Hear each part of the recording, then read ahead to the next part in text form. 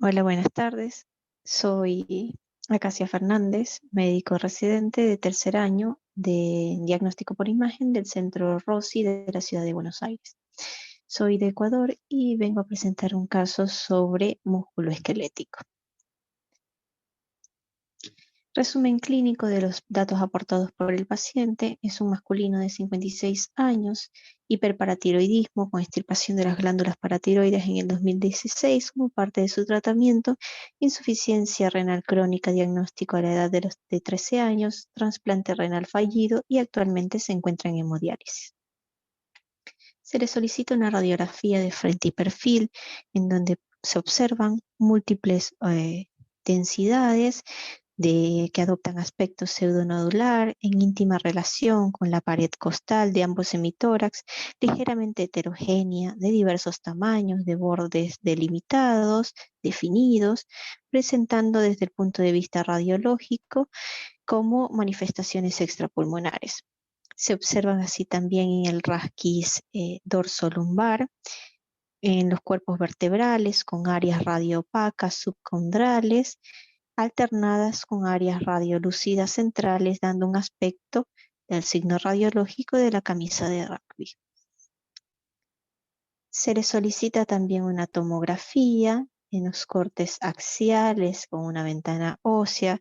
Se evidencia la alteración difusa de la densidad de la trama ósea, así como lesiones focales que provocan aumento de tamaño y alteración con deformación de los arcos costales de forma bilateral, con áreas más hipodensas centrales, probablemente de forma quística. En una imagen sagital se evidencia el aumento de la densidad de tipo esclerótico de las plataformas subcondrales con imágenes centrales más hipodensas.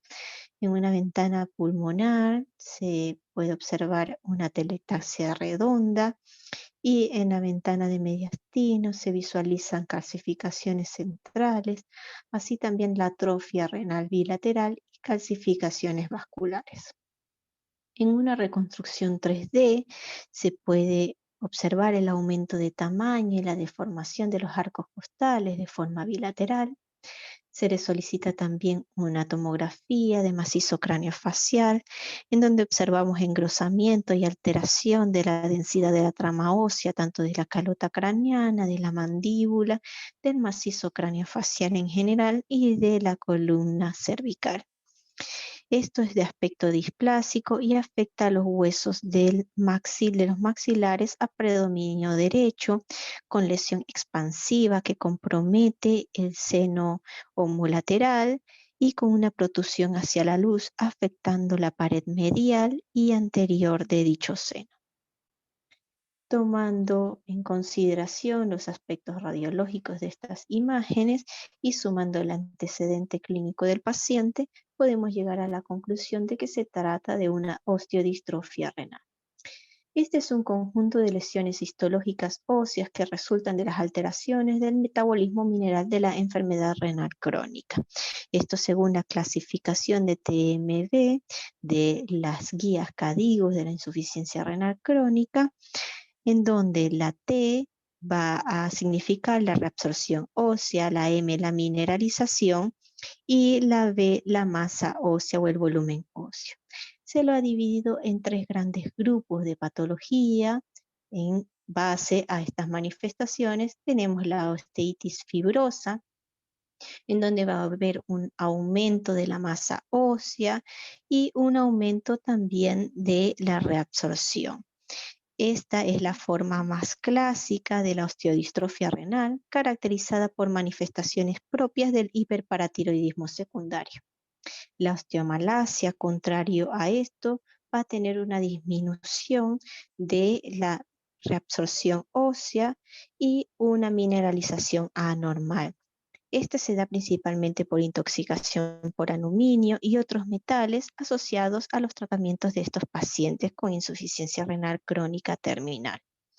La enfermedad ósea adinámica también puede ser causada por intoxicación por aluminio secundaria a las terapias dialíticas y esta va a tener una disminución de la reabsorción ósea, pero también una disminución en el volumen o en la masa ósea. Y la enfermedad ureica mixta o la osteodistrofia ureica mixta se caracteriza por la coexistencia de algunas manifestaciones tanto de la osteitis fibrosa como de la osteomalacia, es decir, va a tener una alteración de la mineralización ósea y un aumento en la reabsorción, en el mecanismo de la reabsorción.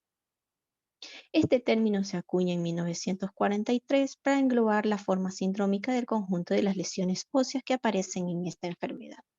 Se manifiesta por uno o más de los siguientes, como son las anomalías en los niveles de calcio, de fósforo, de la hormona paratiroidea y de la vitamina D. Alteraciones, como vimos, en el remodelamiento, en la mineralización, en el volumen, en el crecimiento o resistencia del esqueleto y las calcificaciones vasculares o de otros tejidos blandos como manifestaciones extraesqueléticas. Para entender un poco, va a tener una disminución de la masa renal en estos pacientes, una disminución de la excreción renal de fósforo y un aumento del fósforo sérico, por consiguiente un aumento de la paratormona. Así también por otro mecanismo va a tener aumento del factor de crecimiento fibroblástico y una disminución de la reabsorción renal de fósforo. También vamos a encontrar una disminución del de la absorción intestinal de fósforo cuando hay una disminución de la 1.25 de hidroxivitamina D y así también una disminución del calcio intestinal con consiguiente disminución del calcio sérico y un aumento de la paratormona. Para entender la patogénesis tenemos este algoritmo de una revista mexicana en donde encontramos que estos pacientes van a tener alteraciones ya tengan tratamiento o no. Sin tratamiento, en consecuencias hipercalcemias, hiperfosfatemias, gota, condrocarcinosis, oxalatosis o calcificaciones de los tejidos blandos.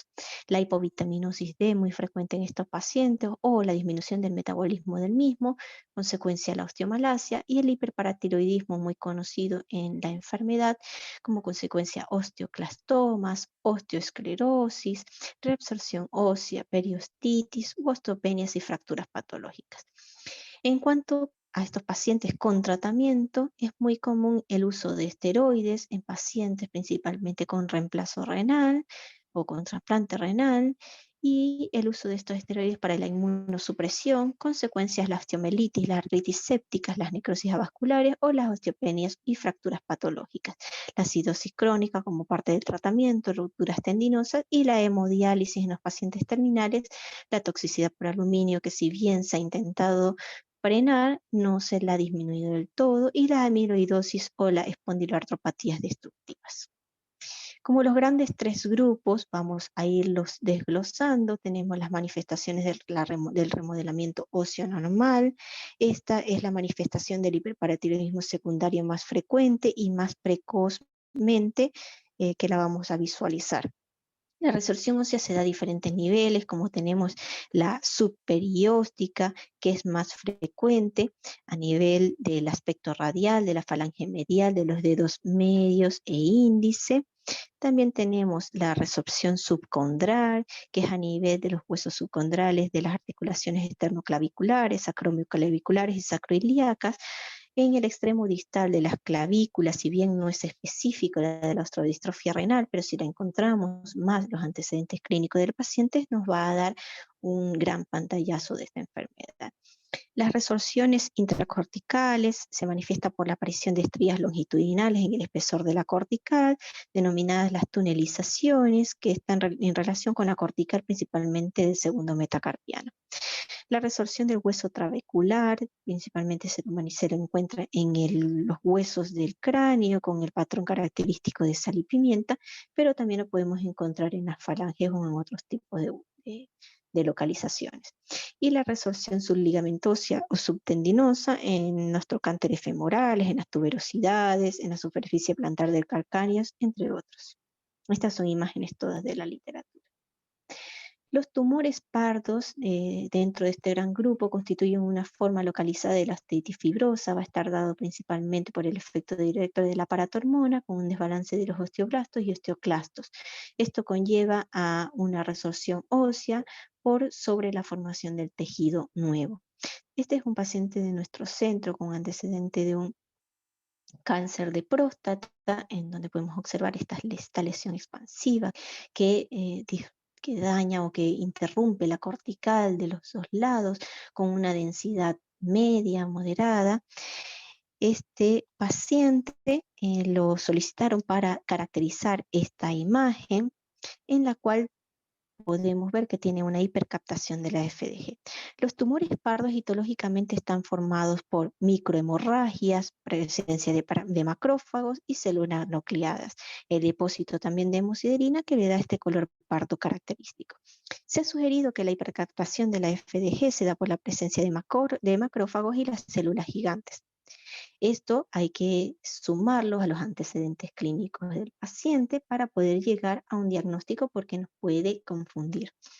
Es así también que es importante en los pacientes con seguimiento, ya que si hay una resección quirúrgica de la lesión y una consecuencia se retira el estímulo de la paratormona, estos tumores pardos suelen regresar. Es decir, esta es una técnica precoz, ya que los cambios metabólicos acontecen a los cambios morfológicos que los vamos a ver en otros tipos de estudios por imágenes. La esclerosis ósea es la estimulación que se efectúa por la paratormona sobre los osteoblastos. Se ha asociado con la formación de hueso nuevo anormal, generando la neostosis perióstica y la osteoesclerosis, caracterizado por el patrón de la camisa o la camiseta jersey de rugby, que va a dar unas imágenes más radiopacas y subcondrales intercaladas por radios lúcidas centrales. Otro de los grandes grupos tenemos la manifestación de la mineralización anormal, en donde sus patrones característicos va a ser la osteomalacia y el raquitismo en la población infantil. La osteomalacia, dada por los déficits de la vitamina D, desencadena una mineralización ósea normal en el paciente con esta insuficiencia renal, con exceso de matriz osteoide en reemplazo de las sales de calcio. Esta vamos a encontrar también muy característico las pseudofracturas de Lusser o las zonas de Lusser, que son áreas lineales radiolúcidas de matriz osteoide, no mineralizada, perpendiculares a la cortical, que no llegan o no se extienden a la cortical contralateral. Estas son áreas poco frecuentes, pero son patognomónicas de la osteomalacia. En la edad pediátrica, como lo mencioné anteriormente, vamos a encontrar el raquitismo, los hallazgos frecuentes o radiológicos frecuentes son la curvatura normal de los huesos largos, ensanchamiento de la fisis en forma de copa o campana. Las áreas de crecimiento son las más afectadas, ejemplo la muñeca, la rodilla, el fémur proximal y la tibia distal. La osteopenia también es característica de esta enfermedad con la fractura consecuente de la misma. Y por último, las manifestaciones de la masa ósea normal con osteopenia, que se debe a una combinación de los efectos tanto del hiperparatiroidismo, de la osteomalacia y de la enfermedad ósea dinámica. La consecuencia mayor van a ser las fracturas patológicas. Y las manifestaciones extraesqueléticas, que no podemos dejar de mencionarlas, estas si bien son un capítulo aparte por lo extenso que son, podemos nombrarlas. Las calcificaciones vasculares, que van a estar dadas principalmente a nivel de la microvasculatura, las calcificaciones periarticulares, como podemos observar, son normalmente ovaladas o redondeadas, las condrocalcinosis, las calcificaciones viscerales y la amiloidosis beta 2 de microglobulina. Aquí podemos observar un paciente con insuficiencia renal que está en una terapia dialítica, de nuestro centro. Podemos ver una fractura.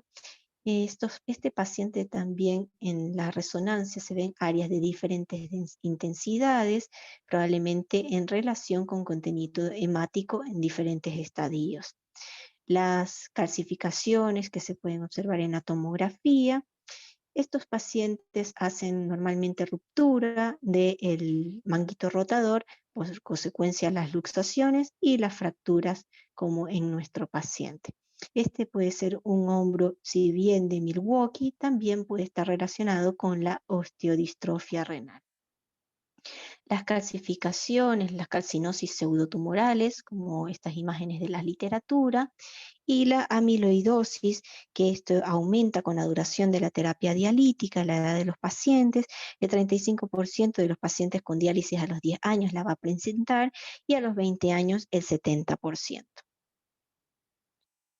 Como conclusiones tenemos que los mecanismos de la insuficiencia renal son complejos y no del todo entendidos, como lo pudimos visualizar. Las modificaciones ocurren en la primera etapa de la enfermedad.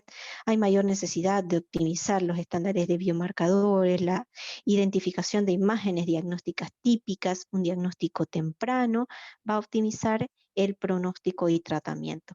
Los pacientes con insuficiencia renal crónica en etapa terminal reciben tratamientos mediante diálisis, peritoneálisis, hemodiálisis, trasplante renal, y esto disminuye las manifestaciones del hiperparatiroidismo, pero no de la enfermedad del hueso adinámico. Es por ello la importancia de un pronto diagnóstico. Muchas gracias, espero que les haya gustado el casito y nos vemos en una próxima oportunidad si se lo permite. Gracias. Buena tarde.